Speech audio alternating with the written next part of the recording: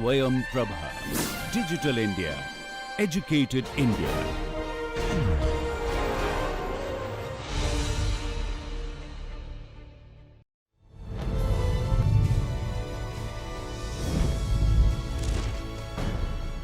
Yogah karmasu kaushalam.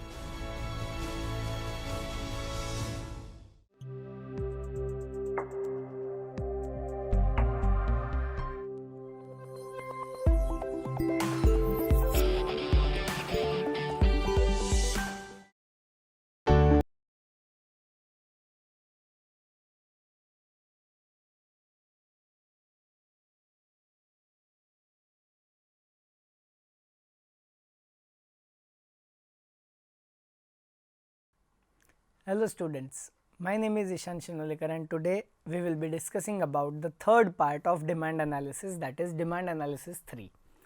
Let us start with the objectives of this session. So in this session we aim to learn price discrimination and the different types of price discrimination, then consumer behavior and demand, market segmentation and demand, and digital age and demand. So from this we will be able to get a practical perspective around demand analysis. We will also be able to see as to how producers assess demand, and when the demand is different, how they can make use of that in order to generate extra revenue for themselves. As business students, you will be required to assess the trends in demand and accordingly advise the businesses in order to take steps such that they can maximize their gains. So let us start with the first topic, that is price discrimination. Looking at the definition and concept of price discrimination, it occurs when a firm charges different prices for the same product to different consumers, not based on cost differences but willingness to pay. As we had seen, willingness to pay is a very important aspect in terms of demand analysis, because that represents the consumer surplus. For example, if you are a seller and you have a particular product, let us say TV, you can sell it in two different areas, area A and area B. Suppose in area A, people are fond of watching TV and they recognize the features that your TV gives and they are willing to pay, let us say 10,000 rupees for your TV. Whereas in area B, people might not be aware about the features, they just need the television to broadcast certain basic channels and they may feel that they should not be paying more than 7,000 for that particular TV. Now if you charge the same price to both of them, then determining that price and the revenue that you get out of it may be a little less than what you may want to achieve. But you can easily discriminate the price, that is same set of consumers willing to have same set of products, but you sell one person the TV at let us say 9,000 rupees and another person at 6,000. This way your customer base also expands, the consumers also derive some value, and based on their willingness to pay, you are able to differentiate the price and practice price discrimination, thus having a chance to increase your revenue as well. Typically these are the tactics that are observed by businesses and practiced by businesses wherever they are possible. We will see that typically in imperfect competition, such business practices are possible. Now let us look at the conditions for price discrimination. First is market power.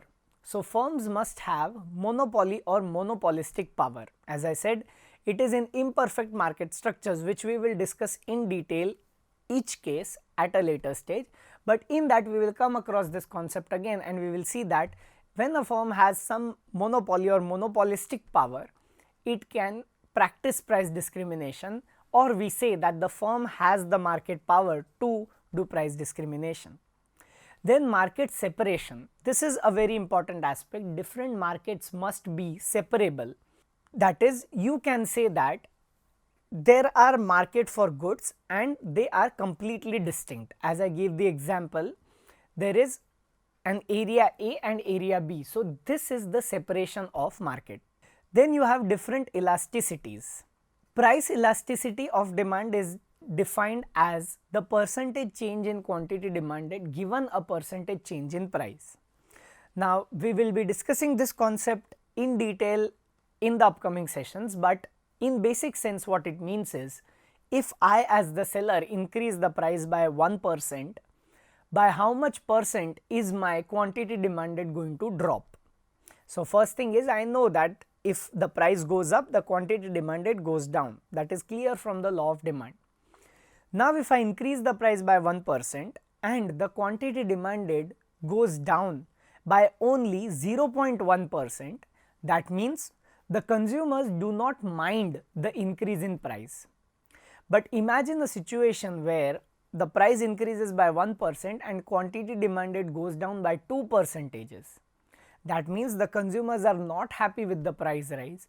They do not consider the product to be so valuable or can be charged at a higher price, meaning they are not willing to pay a higher price for that product. So, in essence, when you understand price elasticities, that is how consumers are responding to changes in price, then you can really practice price discrimination. For example, in our case where we were looking at area A and area B, we can say that since people from area A really value the television so much, even if you charge them 11,000 rupees for a TV, not many people will refrain from buying your product. That is, not many people will give up your product and say we do not want a TV. Only a few will not buy your product, but still majority we can say will go for your product.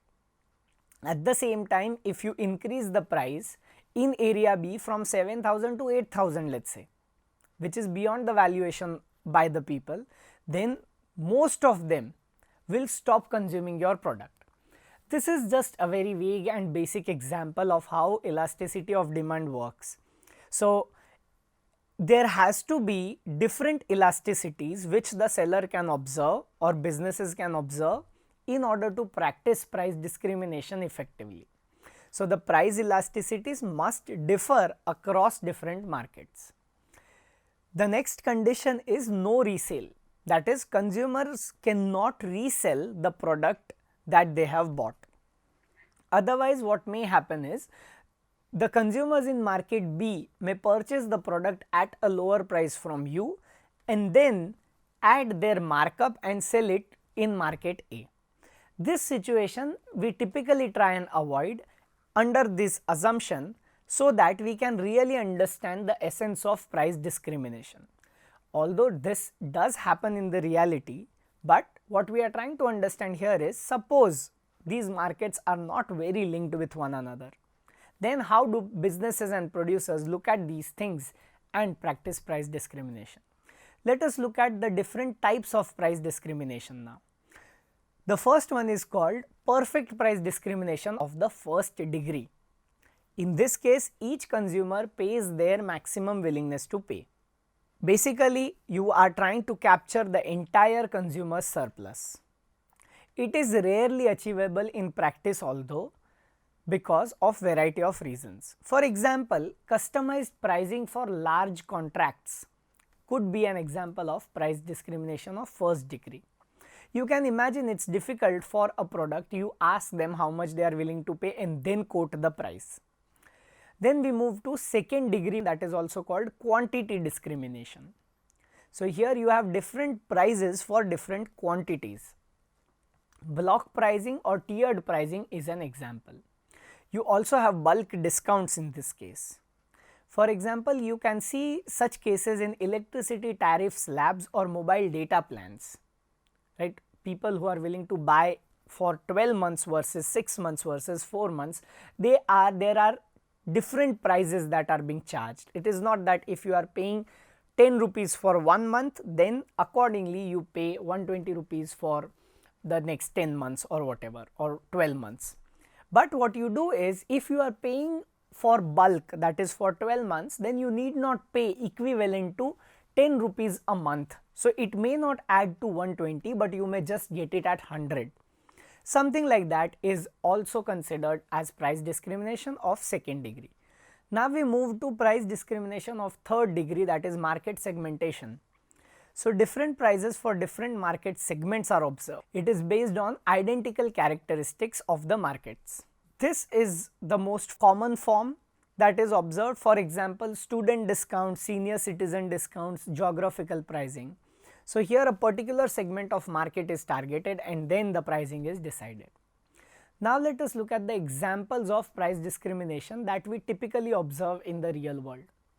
So first is airlines, that is different prices for same route based on booking time. Next is software companies. Educational and commercial licenses are available. This is by segmentation. And in railways as well, sometimes it is observed that different classes of travel are charged differently. Further, in terms of utility, it is seen that peak versus off-peak pricing is also offered. Now let us consider the economic effects of price discrimination. Looking at the benefits of price discrimination from the producer's side, it gives increased producers' revenue, better capacity utilization, service to price sensitive segments as well, and innovation incentives. However, there are some drawbacks too. First is reduced consumer surplus, then potential unfairness in charging prices, administrative cost to get all these things settled, and market distortions that may be created. Now let us move to the second topic in this discussion, that is consumer behavior and demand. In this case, we are going to see that the behavior of consumers where psychological factors also play a role in affecting demand. First is perception, that is how consumers interpret information, brand image and quality perception for the consumers, price quality associations, which are typically achieved by advertising and media influence. Next is learning.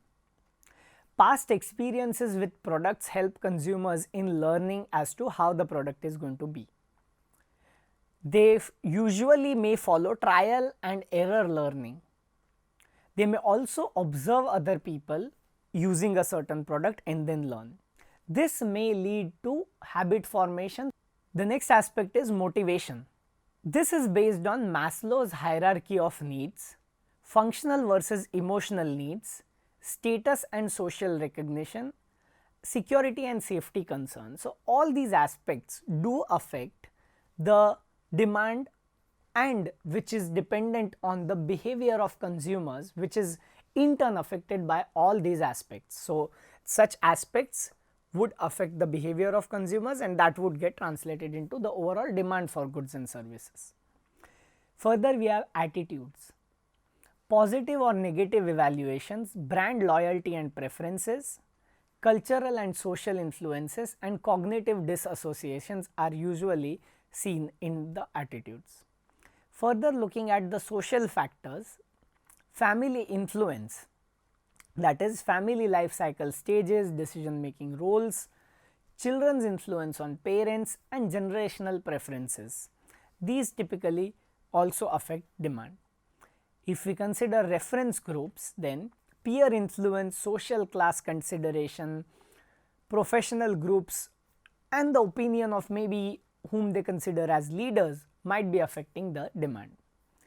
Culture and subculture also has an effect on demand via national cultural values, religious influences, regional preferences, or ethnic group behaviors. If we look at the economic factors, then you have income effects, as we have seen, that is disposable income changes, income distribution changes, employment security change may also cause a change, and future income expectations, as I covered earlier.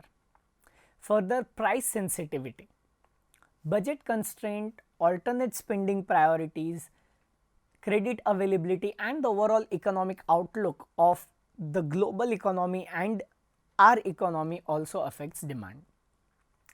Further, lifestyle changes may also cause an impact on demand via urbanization trends, technology adoption, health consciousness, environmental awareness, and so on. Now let us move to the third topic, that is market segmentation and demand. The concept of market segmentation is as follows. Market segmentation involves dividing a heterogeneous market into smaller, homogeneous groups with similar demand characteristics. What are the bases for market segmentation now? First is demographic segmentation. Age group, gender, income levels and education, occupation, family size typically account for this type. Then we have geographic segmentation. Countries, regions, urban, rural, climate conditions, population density and cultural regions account for geographical segmentation. We also have psychographic segmentation, that is based on lifestyle patterns, personality traits, values and attitudes, or interest and hobbies and social classes. There is segmentation. Moving on to behavioral segmentation, which happens on the basis of usage patterns, brand loyalty, purchase occasions, benefits sought and user status. If we look at segment specific demand analysis, then each segment may have different price sensitivity levels, product preferences, purchase timing, communication preferences, distribution channel preferences and so on. Now, what are the benefits of segmentation for demand analysis? First is you get a more accurate demand forecasting. Targeted marketing strategies can be developed. Optimized product development can be seen. Efficient resource allocation and competitive advantages can be achieved. Now, let us move to the digital age impact on demand analysis. First is big data and demand analytics. Modern businesses have access to vast amounts of consumer data. Online behavior tracking such as website visits, search patterns, click-through rates and so on. Sentiment analysis, trend identification, viral content impact is a part of social media analytics now. Then if we look at mobile data, location based services, app usage pattern, mobile commerce is also expanding. IoT or Internet of Things such as smart device usage, consumption patterns, real time monitoring can also be included in understanding the factors. Moving on to real time demand analysis, digital technologies enable real time demand monitoring, that is dynamic pricing, automatic price adjustment based on demand. Usually you have an example of Ola or Uber or any such cab riding company where if the demand is high, if majority of people are concentrated in one area, then typically you get a higher price. Further, we have inventory management, real time stock optimization is also possible. Personalized recommendations which includes individual and demand prediction can also be seen. As I gave you an example, surge pricing, that is demand based pricing in ride sharing is typically observed. It is also observed in food delivery. Moving on to including artificial intelligence in demand forecasting, AI and machine learning improve forecasting accuracy. Complex demand pattern identification can be done and future demand prediction can be achieved via predictive analytics. Unusual demand patterns can be detected and automated forecasting can be achieved with minimal human intervention. So, based on this, we have the digital age demand ideas. Further, we also see applications in e-commerce and demand patterns. Online commerce has changed demand characteristics. For example, a long tail demand, that is niche products gain market access. We also see network effects, platform based demand generation. Then we have digital goods, that is zero marginal cost products or subscription models which also look at recurring demand patterns. Now, what are the challenges in digital demand analysis? First is data privacy, consumer privacy regulations, further data quality ensuring accurate and reliable data, algorithm bias, that is avoiding discriminatory practices, technology dependence, over reliance on automated systems and so on. Considering the future of demand analysis, we can say predictive commerce or anticipating consumer needs, voice commerce, voice activated purchasing, augmented reality, virtually trying before buying experiences, or blockchain, that is transparent supply chain demand tracking, can also be achieved. So if we want to summarize this session, then we have seen that how demand is affected in different scenarios. First we saw that is how demand can be assessed by a certain business in terms of separating the markets and on the basis of willingness to pay, where they can identify the differing demand and play that at their benefit in order to gain a higher revenue. Then we saw different parts of demand based on behavior of consumers or market segmentation, and in the new age, that is the current age of digitization and digital economy, how is demand playing a role. The future is going to involve more digital commodities, digital platforms and artificial intelligence. It becomes very important for business students to keep this in mind, follow the idea of demand not just traditionally but also linking it with the current age scenario, and then proceed with strategic decision making.